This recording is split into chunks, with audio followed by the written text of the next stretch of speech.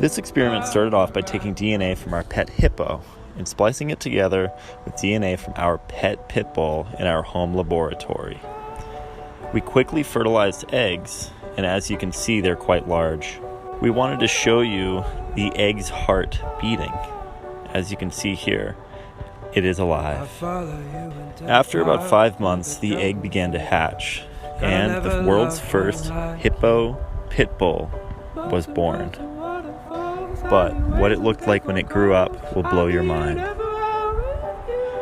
The world's first hippo pit bull is one of the wrinkliest dogs you'll ever see, but it's so cute and friendly. We only made one of them, and so we're keeping him as our own pet. His name's Wrinkles. Follow my channel to see more amazing animal creations. In my quest to create a real dragon, I took DNA from one of my pet bats, and I spliced it together with DNA from my pet lizard. I fertilized eggs, and after a few months, we had our first example of a dragon.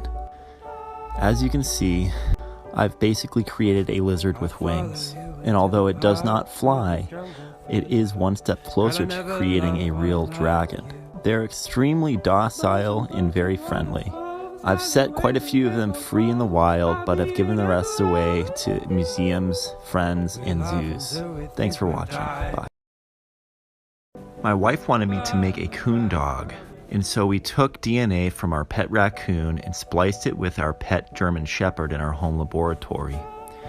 After we fertilized eggs, it took a few months before they began to hatch.